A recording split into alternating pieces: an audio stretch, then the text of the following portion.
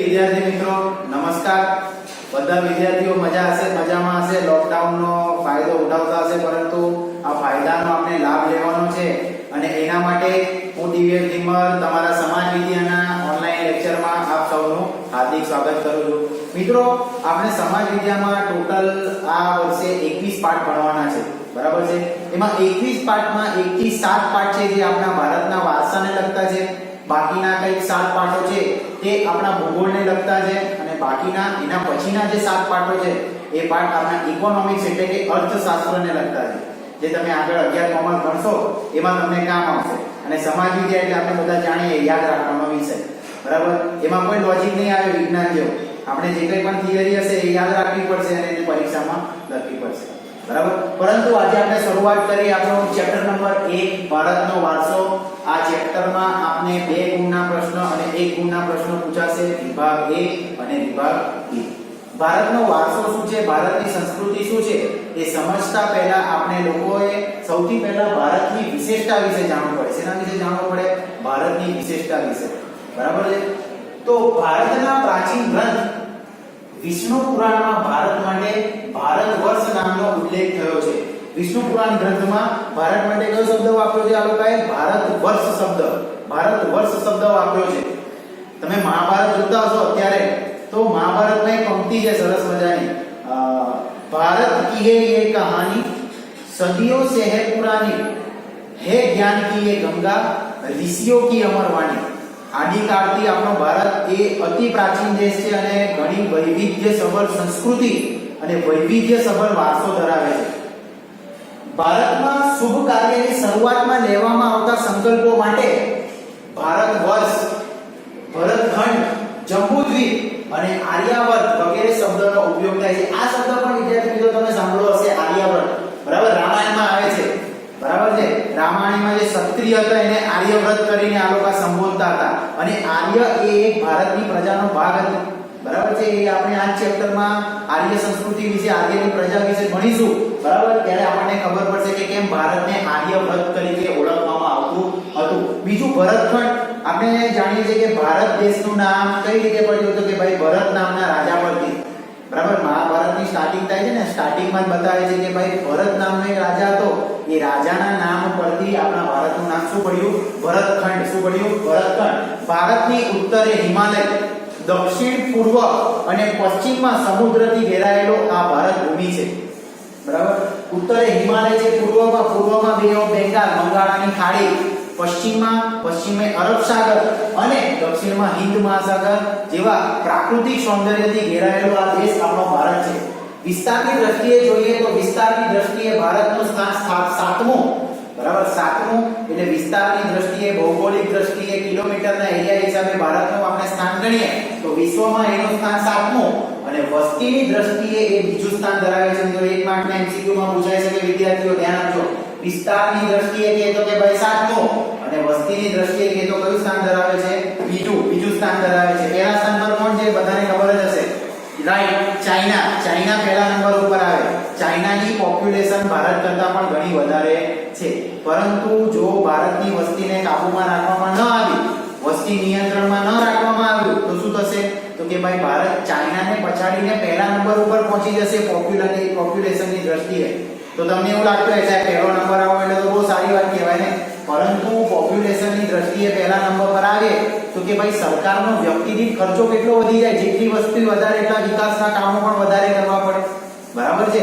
એટલે એવી પ્રાર્થના કરવાની કે ભાઈ આપણે વસ્તીની દ્રષ્ટિએ પાછળ જતા જઈએ, બરાબર। એક બીજી વસ્તુ પણ છે કે ભાઈ જેટલી માનવ વસ્તી વધારે એટલું માનવ સંસાધન પણ વધારે, અને માનવ સંસાધન વધારે એટલે આપણે કંઈક કામ કરવા હોય, માનવ સંસાધનને લગતા કામ કરવા હોય તો ફટાફટ થઈ જાય, પરંતુ વ્યક્તિ માટેથી સરકારનો ખર્ચો પણ વધી જાય।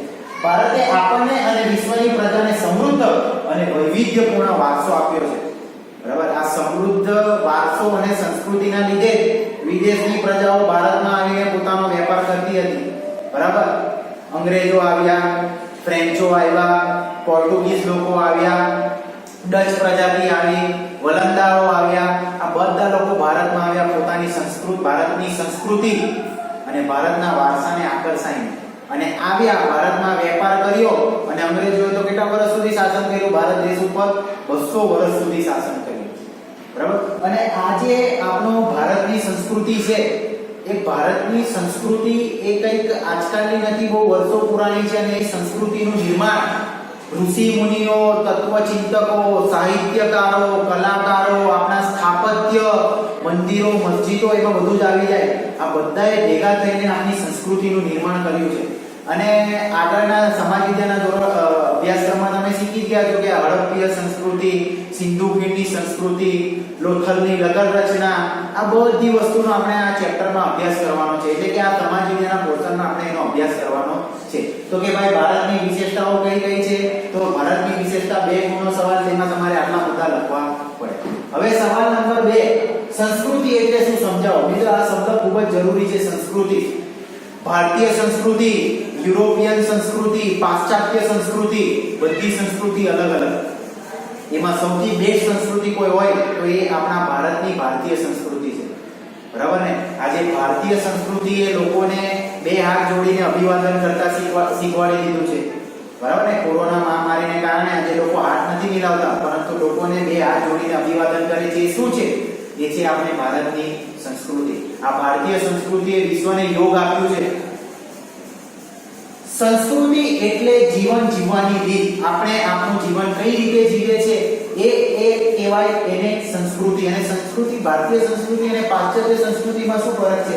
તો કે ભાઈ ભારતીય સંસ્કૃતિ એટલે આપણી સંસ્કૃતિમાં કેવું હોય કે આપણે વહેલી સવારે ઉઠીએ, બરાબર છે, ભગવાનની પૂજા કરીએ, વડીલોને પ્રણામ કરીએ, દેવ દર્શને જઈએ, મંદિરે જઈએ, બરાબર. સાંજે આપણા ઘરમાં દીવાબત્તી થાય, કુટુંબના દરેક સભ્ય ભેગા મળીને જમવાનું લે, સાથે જમે, એક જ ઘરમાં આપણે રહીએ, કુટુંબ વ્યવસ્થા જાળવી રાખીએ, આપણાથી મોટા લોકોને આદર આપીએ.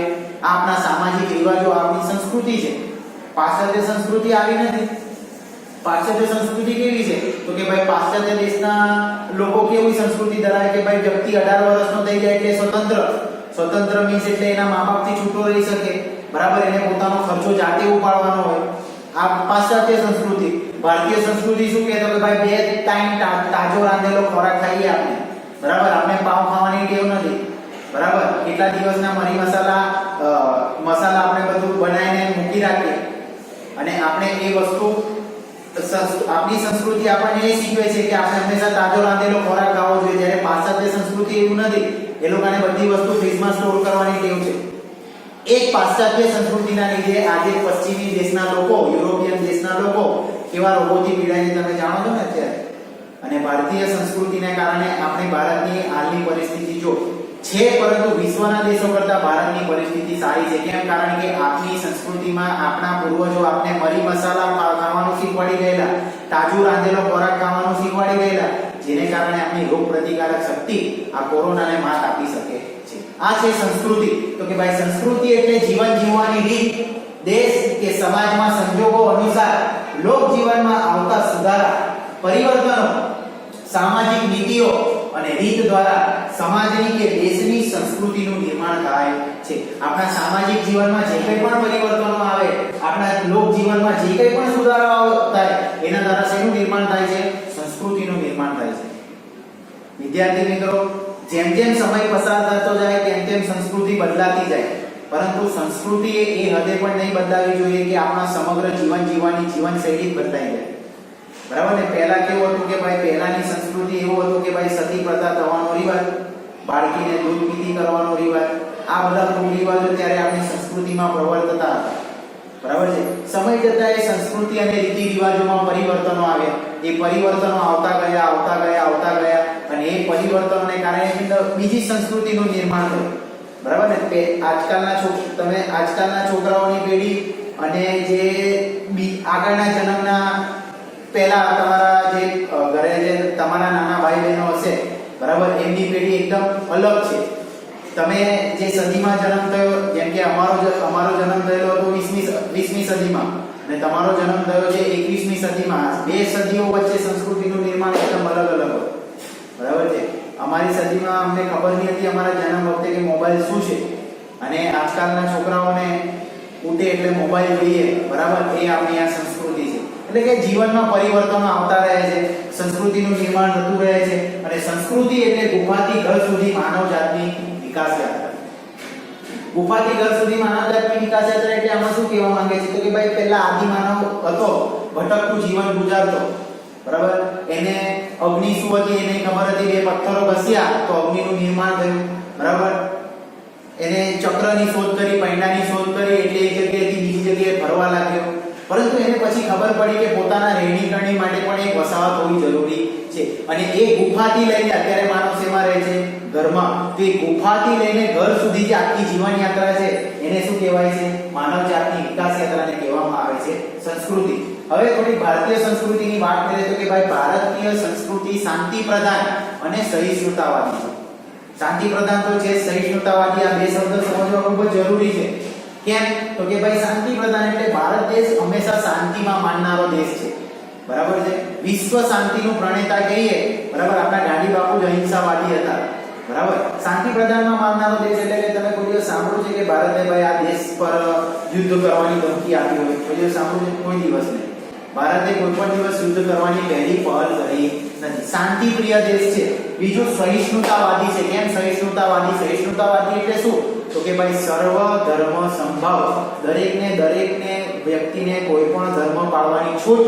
બીજી વસ્તુ, કોઈ પણ ધર્મ પાળવાની છૂટ, કોઈ પણ તહેવાર ઉજવવાની છૂટ. આપણો સહિષ્ણુતાવાદી દેશ છે.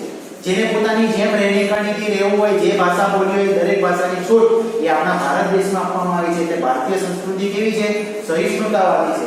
આગળ, સચ્ચિત અને આનંદની અનુભૂતિ કરાવતી કોઈ સંસ્કૃતિ હોય તો એ ભારતીય સંસ્કૃતિ છે. સંસ્કૃતિ એટલે માનવ સમાજની ટેવો, મૂલ્યો, આચાર વિચાર, રહેણી કરણી, ધાર્મિક પરંપરાઓ અને જીવનને ઉચ્ચતમ ધ્યેય તરફ લઈ જતા આદર્શનો સરવાળો છે. જો આપણા માનવ સમાજની ટેવો, મૂલ્યો, આપણા આચાર વિચારો, ધાર્મિક વિચારો આ બધાથી લઈને મનુષ્ય પોતાનું ધ્યેય, પોતાનું લક્ષ્ય એક ઊંચી સિદ્ધિ સુધી પ્રાપ્ત કરી દે એનો સરવાળો એ શું છે? આપણી સંસ્કૃતિ. તો વિદ્યાર્થી મિત્રો, આજના લેક્ચરમાં આપણે ભારતની વિશેષતાઓ અને સંસ્કૃતિ એનું શું એના પારિભાષિક શબ્દો સમજ્યા. અગાઉના લેક્ચરમાં એટલે કે આના પછીના લેક્ચરમાં આપણે હજી વધારે વસ્તુનો અભ્યાસ કરીશું. જય હિન્દ.